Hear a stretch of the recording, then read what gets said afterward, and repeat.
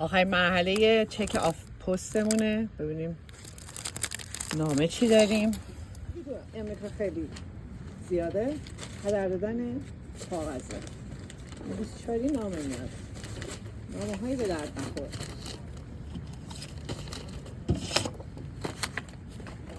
برای هر چیزی یه نامه میاد. اینم که مال ما نیست. این وای فاییه که خب مثلا اگه بخوای توی خونه اینترنت داشته باشی معمولا خب سخت آنتن میده. این وای فای رو میری مثلا از شرکت‌های مخابراتی میگیری.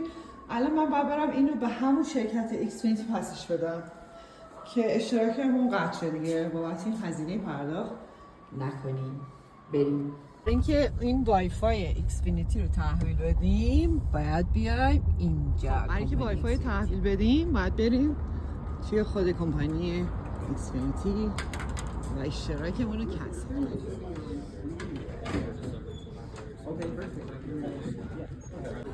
اینجا وقتی وارد یه همچین کمپانیایی میشی قطعا باید همینجا منتظر بشی تا اون کارشناس نوبتش بشه، نوبت تو بشی که بتونی اون کارشناس رو ببینی. ممکنه گاهی وقتا 1 تا 2 ساعت همینجا معطل بشی. خدا رو شکر داره زود راه میفته داستان. من اینجا باید منتظرشم تا بیاد.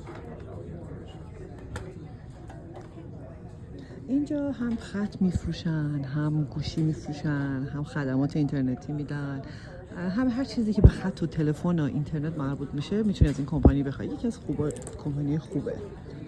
اوکی. It's under my daughter name, I think. Yeah. Was it done? No, Pega. What's your name? My name is Azadeh, Azadeh.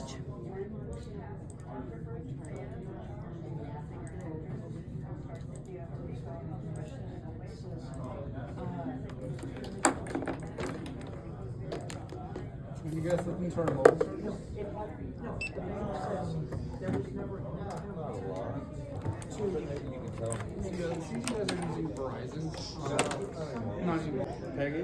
Pega, yes, P-E-G-A-H. Right, so yeah, I don't know. Close it down? Last time we looked into it, Yes. The reason we're closing it down? Oh, we don't live over there anymore. Yeah, this is the last day for my rent. Yeah. So we sell 5 lines of business. Second thing is you have a one-stop shop.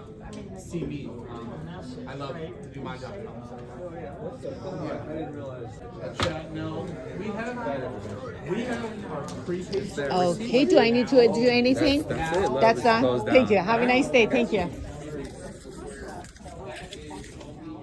اوکی، اینم تمام شد. چقدر خوش شانسم امروز. و